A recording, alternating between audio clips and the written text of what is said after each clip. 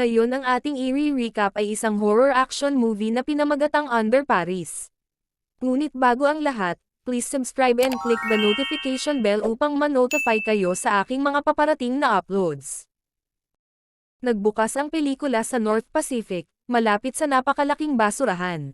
Isang pangkat ng mga scientist, sa pangunguna ni Sofia at ng kanyang asawang si Chris, ay pumunta dito para iulat kung paano naapektuhan ang mga marine life.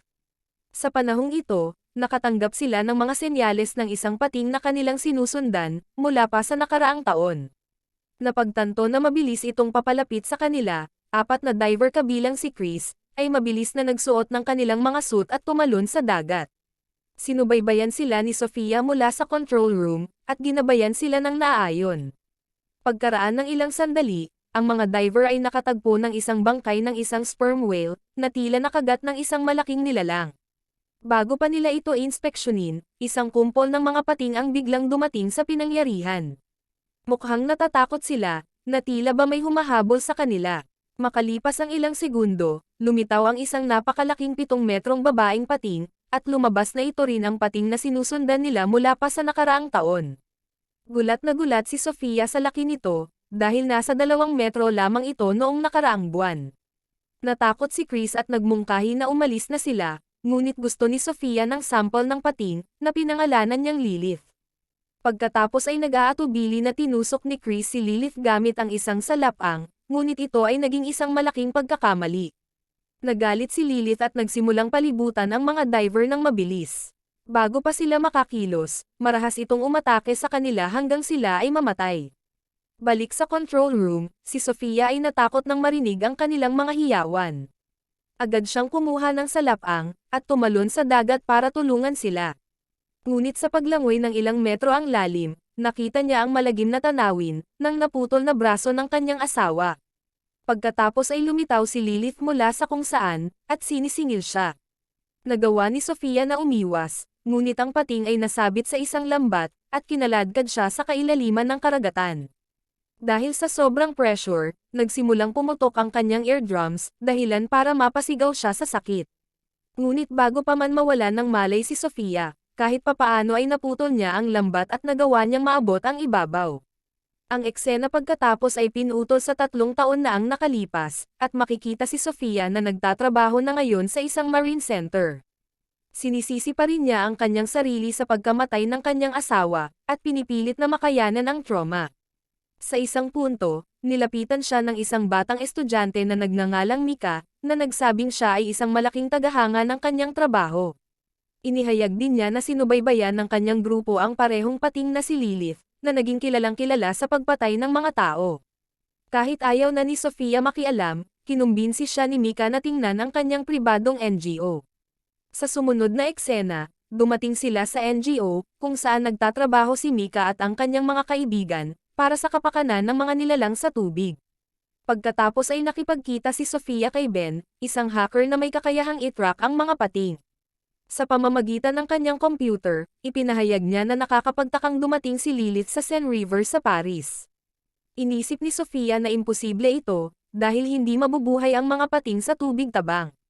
Gayunpaman, sinabi ni Mika na ang ilan sa kanila ay umangkop na sa tubig tabang, dahil sa maruruming karagatan. Pagkatapos ay iminungkahi niyang palayain nila ang kawawang pating, bago ito magkasakit at tuluyang mamatay. Hiniling ni Mika ang tulong ni Sofia sa pakikipag-usap sa pating, ngunit naniwala si Sofia na ito ay isang nakakatawang ideya at lumayo. Nang gabing iyon, umuwi si Sofia at dahil sa curiosity, sinubaybayan niya ang pating. Sa kanyang pagkabigla, nakumpirma niyang nakarating na nga ito sa Paris. Samantala, ang mga environment activist na sina Mika at Ben, ay naglawig sa Seine River, umaasang mahahanap ang pating. Huminto sila sa ilalim ng isang tulay, at nagpasya si Mika na sumisid sa tubig ng mag-isa. Ilang sandali pa, narating niya ang isang kotse na puno ng malalaking marka ng kagat. Halatang si Lilith ang nasa likod nito. Sa ibabaw, napansin ni Ben ang papalapit na mga pulis, kaya sinimulan niyang hilahin ang lubid upang maalerto si Mika. Gayunpaman, binitawan ni Mika ang lubid, dahil gusto niyang manatili sa ilalim ng kaunti pa. Ipinagpatuloy niya ang kanyang pagsisiyasat, hanggang sa maramdaman niyang may malaking bagay na nagmamasid sa malapit. Medyo ikinagulat ito ni Mika, na nagudyok sa kanya na bumalik sa ibabaw. Nahuli ng mga pulis si Mika at dinala siya palayo doon. Kinaumagahan sa istasyon ng pulisya, tinanong ng isa sa mga pulis na nagngangalang Adil si Mika, kung ano ang ginagawa niya sa ilog. Sumagot siya na sinubaybayan niya ang isang pating, ngunit ang pulis ay inaasahang hindi naniniwala sa kanya. Sa sandaling iyon, dumating ang isa pang opisyal sa silid, na nagsasabing mayroon silang emergency. Sa kabilang banda, makikita si Sofia na nasa ilog, na sinusubukang itrack ang pating. Nang makita niya ang isang bata na naglalaro malapit sa ilog, hinimok niya itong lumayo. Makalipas ang ilang sandali, nilapitan siya ni Adil at Mika, na nagsiwalat na isang lalaking walang tirahan ang brutal na pinatay kagabi. Ipinakita nila sa kanya ang katawan, at agad niyang natukoy na gawa iyon ni Lilith. Kasunod nito, dinala sila ni Adil sa hepe ng pulisya, dahil sa tumitinding sitwasyon. Sinubukan ni Sofia na ipaunawa sa kanya, na mayroong isang napakalaking pating sa Seine River, ngunit naniniwala ang police chief na imposible ito. Nang patuloy na iginiit ng tatlo ang kwento, hiniling niya sa kanila na patunayan muna ang kanilang teorya. Nang maglaon, nagpa siya si Adil at ang kanyang koponan, na sumisid sa ilog at hanapin ang pating. Matinding sinubukan ni Sofia na pigilan sila, sinabing masusubaybayan niya ito gamit ang kanyang device, ngunit gusto ni Adil na kunan ito ng mga larawan. Pagkaraan ng ilang sandali, dumating sila sa lokasyon, at tatlong diver ang bumulusok sa ilalim ng tubig. Ang unang bagay na nakita nila ay isang napakalaking patay na isda, na ang gilid nito ay bahagyang kinain. Samantala, si Mika ay pinapanood ang lahat ng ito mula sa malayo. Sa pag-aakalang papatayin nila ang pating, tinawagan niya si Ben at hiniling sa kanya na patayin ang tracking device. Si Ben ay nag-atubili na sumunod sa utos, at ginamit ang kanyang galing sa pag-hack, upang gawin ito. Sa ilalim ng tubig, natakot ang mga diver nang maramdaman nila, na may napakalaking bagay na pumapalibot sa kanila. Pero bago pa man mangyari ang masama, ay agad silang pinabalik ni Sofia at Adil. Ito ay dahil ang kanyang tracking device ay biglang tumigil sa paggana. Ipinaliwanag ng mga diver na habang wala silang nakita, naramdaman nila ang presensya ng pating. Pagkatapos ay tiningnan ni Adil ang recording na ginawa ng sonar, at kinumpirma na nasa Seine River sa Paris nga si Lilith. Nang gabing iyon, nag-live si Mika sa kanyang social media, at inihayag na may pating na nagtatago sa Seine. Binigyang diin niya ang kahalagahan ng pagsagip nito, bago mamatay ang kawawang hayop sa sakit. Sa kabilang banda, nagtungo sina Adil, Sofia, at ang hepe ng pulisya sa opisina ng alkalde, para sa isang pribadong pagpupulong. Nalaman nila na isang international triathlon ay nakatakdang maganap sa loob ng ilang araw, at libu-libong tao mula sa buong mundo ang dadagsa sa Seine area. Inihayag ni Sofia ang tungkol sa nakamamatay na pating, at iminungkahi na itigil na nila ang event. Gayunpaman, diretsyong tumanggi ang matigas ang ulo na alkalde, na sinabing sobra-sobra na ang kanilang ginastos dito. Sa halip ay inutusan niya ang mga pulis, na harapin ang problema sa loob ng 24 na oras. Dahil hindi makatao ang pagpatay sa pating, naghahanda ang grupo na hulihin ito ng buhay. Iminungkahi ni Sofia na akitin nila ito malapit sa tulay, at bigyan ito ng mga gamot na pampakalma. Kapag ito ay nawalan na ng malay, maaari na nila itong dalhin sa National Marine Center. Habang patuloy na nag-uusap ang grupo, biglang dumating doon si Ben na may pag-aalala sa mukha. Inihayag niya na ang pating ay nagpapahinga malapit sa catacomb, isang seksyon ng lungsod na puno ng mga buto ng mga patay. Sinabi ni Ben na si Mika ay nababaliw na, dahil pinaplano niyang pamunuan ang isang grupo ng mga environmental activist, patungo sa catacomb na iyon. Gusto niyang gumamit ng sonar para maakit ang pating, at kahit papaano ay mailigtas ito. Ipinaliwanag din ni Ben na inactivate niya muli ang tracker, kaya ngayon ay malalaman na nila ang eksaktong lokasyon ng pating. Nang gabing iyon, narating ni Sofia at ng mga pulis ang catacomb sa pamamagitan ng isang nasirang access point. Naabutan nila ang mga environmental activist na nakapalibot sa tubig, kung saan kasalukuyang naroroon ang pating. Sumisid si Mika sa tubig, at gamit ang sonar, nanindigan siya na iligtas ang hayop. Sinigawan siya ni Sofia at Adil na umahon, ngunit tumanggi si Mika. Ilang saglit pa, isang malaking palikpik ang nagsimulang palibutan siya, na nag-iiwan sa lahat ng takot. Ngunit mas nabigla sila nang lumitaw ang pangalawa at mas maliit na palikpik.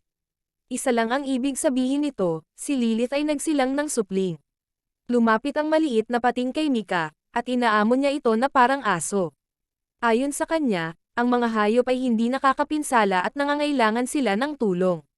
Sa puntong ito, napagtanto ni Adil na may paparating na pag-atake, kaya agad siyang tumalon sa tubig upang iligtas si Mika.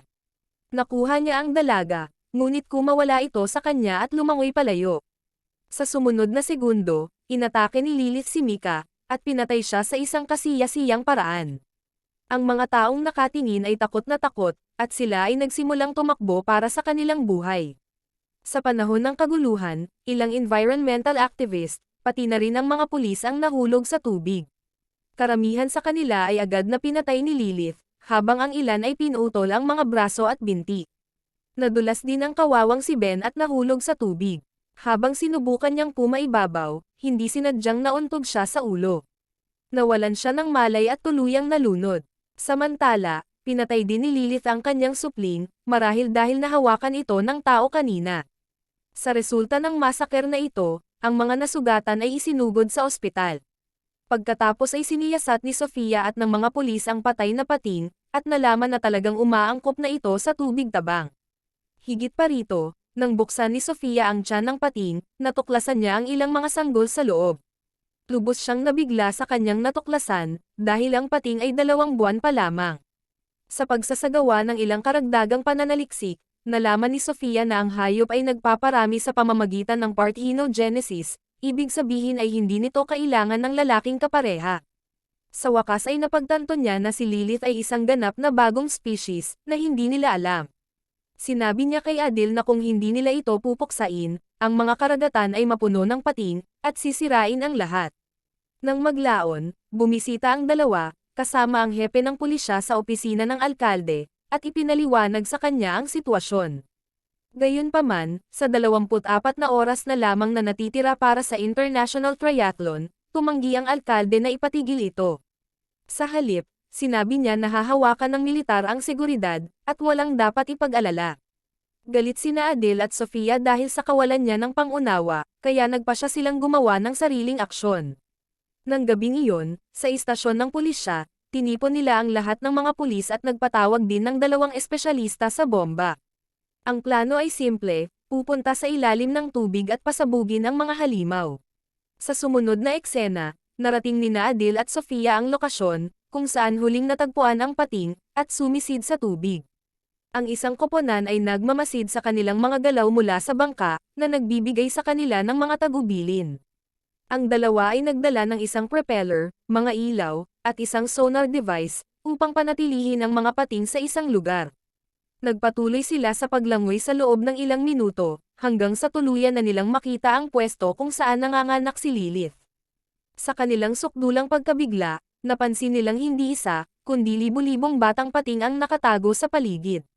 Sa ibang lugar, magsisimula na ang International Triathlon Competition, at maraming tao ang nagtitipon sa baybayin. Nakipag-usap ang alkalde sa mga reporters, at tinitiyak sa kanila na walang dapat ikabahala. Pagkatapos ay buong kumpiyansa niyang pinasimulan ang kompetisyon, na nagudyok sa daan-daang mga manlalangoy na sumisid sa tubig. Balik sa ilalim ng tubig, nagpapatuloy sina Sofia at Adil sa misyon, at pinagana ang sonar device. Ang mga espesyalista sa bomba ay nagsimulang magtrabaho, at naglagay ng mga pampasabog. Gayunpaman, nang sinubukan ng isa sa kanila na pindutin ang detonator, agad siyang inatake at mabilis na pinatay ng mga batang pating. Hinimok ni Sofia ang lahat na manatiling tahimik, dahil ito ang tanging paraan para sa kanila para hindi ma-detect ng mga pating. Gayunpaman, ang isang pulis ay nagpanik, at nagpasya na pindutin pa rin ang detonator. Dahil dito, inakit nito ang mga pating patungo sa kanya, na nagresulta sa kanyang kamatayan. Sa mga segundo na natitira sa orasan, ginamit ni Sofia ang propeller, at hinila si Adil mula sa panganib. Nagawa nilang makaalis sa tamang oras, habang sumabog ang bomba at napatay ang lahat ng batang pating. Pagdating sa ibabaw, tinulungan ni Sofia si Adil na sumakay sa bangka, ngunit muling lumangoy pabalik upang suriin ang isang bagay. Sa sandaling iyon ay lumabas si Lilith mula sa mga durog na bato. Takot at mabilis na umabot si Sofia sa ibabaw, at sinubukang bigyan ng babala ang iba tungkol sa panganib. Ngunit huli na ang lahat, dahil hinagis ng napakalaking pating ang bangka sa himpapawid, dahilan para matapon ang lahat ng sakay nito. Sunod-sunod nitong nilamon ang lahat ng mga pulis, hanggang si Sofia at Adil na lang ang natitira. Mabilis na umakyat ang dalawa sa tumaob na bangka, ngunit hindi sila sinundan ng pating. Sa halip, tumungo ito sa triathlon event, kung saan daan-daang tao ang lumalangoy sa bukas na ilog. Pagkatapos, sa isang nakakatakot na pangyayari, sinimulan ni Lilith ang pag-atake sa mga manlalangoy ng sunod-sunod. Walang nagawang pinanood lang ng mga tao at reporters ang tubig, na mabilis na naging pula dahil sa dugo. Pagkalipas ng ilang sandali, lumitaw ang militar at nagsimulang magpaputok sa pating. Hinimok sila nina Adil at Sofia na huminto, ngunit napakalayo nila para marinig. Samantala, si Lilith ay umiiwas sa lahat ng mga bala, gamit ang kanyang hindi kapani-paniwala na bilis at kamalayan. Sa wakas ay nailigtas sina Adil at Sofia pagkaraan ng ilang sandali, ngunit hindi itinigil ng militar ang kanilang pagbaril. Sa kasamaang palad, natamaan nila ang ilang mga pampasabog, na ibinagsak sa lugar noong ikalawang digmaang pandaigdig. Isang napakalaking pagsabog ang naganap, dahilan para masira ang tulay, at naging sanhi ng pagtaas ng antas ng tubig. Daan-daang nanonood ang nausukan, habang ang iba ay tinangay ng baha. Mabilis na lumubog sa tubig ang buong lungsod, na nagresulta sa pagkitil ng hindi mabilang na mga buhay. Sa huling eksena, kinaladkad ni Sofia ang isang walang malay na si Adil, nang mapansin niya ang ilang batang pating na umaaligid. Ngayong ang Paris ay ganap ng gumuho, ang mga pating na ito ay magdudulot lamang ng higit pang mga trahedya. At dito nagtapos ang kwento. Hanggang sa muli, maraming salamat sa panonood.